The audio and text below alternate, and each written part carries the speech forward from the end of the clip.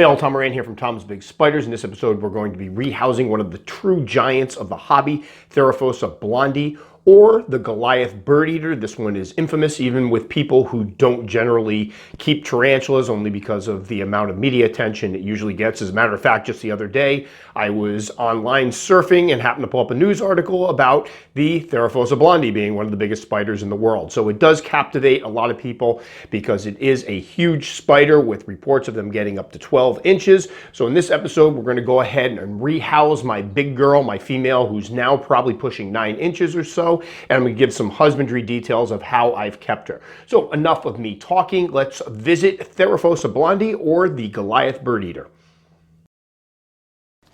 All right, so we're about to rehouse one of the giants, a Theraphosa blondi or Goliath Birdeater. I picked this one up in, I believe, spring of 2018 from Fear Not Tarantulas. At that time, it was about 1.5 inches or so. And it came in these here, which I'll flash on the screen, these acrylic containers that are about 8 inches by 4 inches by 3 inches. But after a molt or two, they were kind of too big for that. So what we did is move them a few months later into a Systema enclosure. I've used these quite a bit. I like them for juveniles.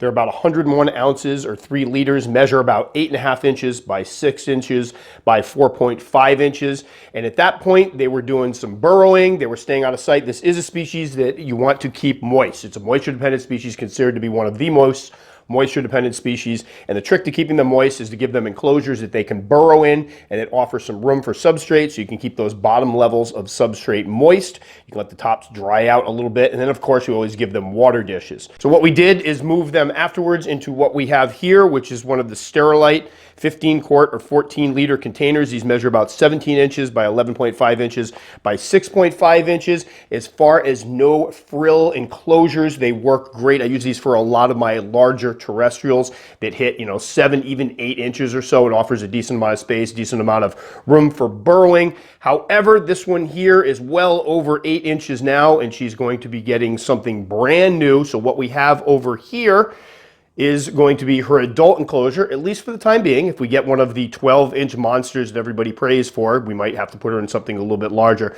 But this is a 10-gallon Lorex Plastics enclosure. I picked these up, I think it was about 75 bucks shipped a year and a half ago or so. It was before we moved. And unfortunately, the price has gone up a bit. I got a funny feeling this one here took some damage when it was shipped. I did get a replacement one for it, so I had to try to fix this one up. So I think that probably they're getting some damage during shipping, so the prices are going up a little bit to compensate for it. But awesome enclosures. They have the drilled holes in the side. What we have here for substrate is the BioDude Terra Aranya substrate. We got about 6 inches over here, and it goes down to probably about 3 inches over here. But this is the spot that I expect the spider to burrow and congregate in. We come here, a starter burrow. We have some leaf litter. There are springtails in here. I just cleaned out the water dish and some of the springtails that ended up in the water dish. We have moss around the plant over here, and what we have here is a golden pothos epicurnum, I think is the name of it. I'll have to double check that. I probably just mispronounced it, and the plant people are going to kill me. But we do have a live plant in here. I want to give it some more places to hide when it came around here, so hopefully the plant will start growing around this way. Plus, it helps with the air quality. If you have a plant in there, it's sucking up some of those undesirables and producing oxygen. So hopefully this will make a nice little enclosure for it, and it won't immediately go and pull the plant up. We'll see how that goes. But I have had some luck with the plants in some other large terrestrial enclosures, and I'm looking over at my L. parahybana female. It's also a big beefy one. Also in one of these enclosures, she has a pothos, and it's doing fine. So we'll see how that goes. So what we are going to do is cup her here. With this one, I have noticed this time gloves on, long sleeves. That's because the hairs on these guys are known to be particularly bad. And please keep in mind, with any species with urticating hairs, everybody has different reactions to them. Some people don't have very big reactions at all. Some people, they really bother them. But one thing that has been proven, that the more you get exposed to the hair, the more they bother you. So you don't get used to it. You don't get more resistant to it. You actually become more sensitive to the hair. So I try to protect myself when possible. Also, if Billy zooms in just a little bit here, That's the web mat, the molt mat that it made when it molted a couple, I think it was about 2 months ago. And what you'll see is all the little hairs that they kick off. They'll kick off a bed of hairs to protect themselves when they flip. So any of those that come up or get on my hands would also cause my hands to become irritated. Now I'm realizing now, before she was over here, I was hoping to just quickly cup her and get her into this one, but I have a funny feeling she's going to end up underneath that cork bark. So let's see, let's get this here.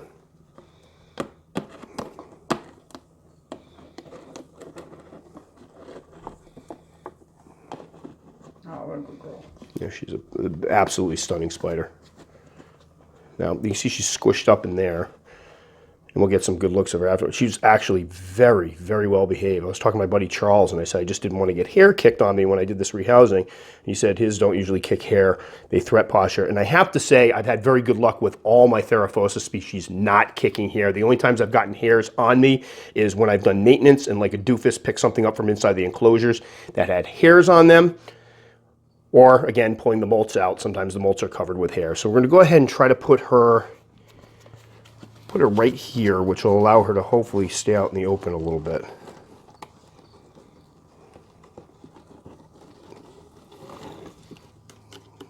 There we go. Although I don't like when they're pointed toward the breech.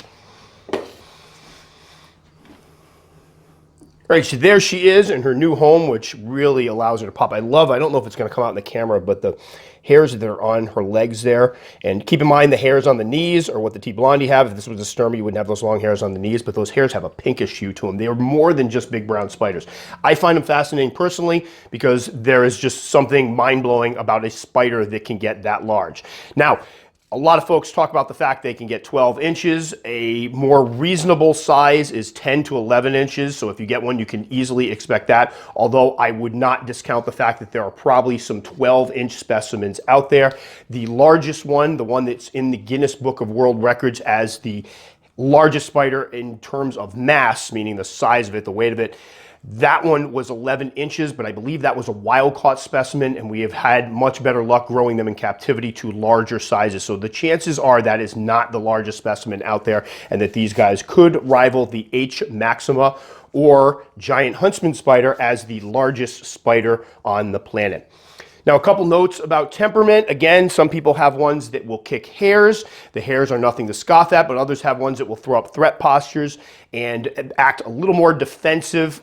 My guys have been actually, this is pretty much what I get with mine. I've been very fortunate that she's been incredibly well behaved. Now, one thing that is not mentioned about them very often that needs to be mentioned is they are fast, especially the slings. I've seen a sling, an inch and a half inch sling, basically teleport across an enclosure to grab a cricket. Nobody ever mentions these. We usually talk about the fast arboreals, but they are very leggy as slings, and they can use those leggies to propel themselves very quickly across an enclosure. So it's something to note. They are also usually considered an advanced species because of the fact that they get big, because of those hairs, and because of that moisture dependency. And again, one of the reasons I like adding a plant in enclosure is because it kind of reminds you that you have to make sure that you keep those lower levels moist. So as with the plant, you don't need the substrate sopping wet on the surface. You want to make sure that you water it and that the moisture soaks down into it. I will put a little note up here, I forget what it's called, a tag or something, a little thing on the upper corner that will lead to a video where I show how I keep my moisture dependent species and how I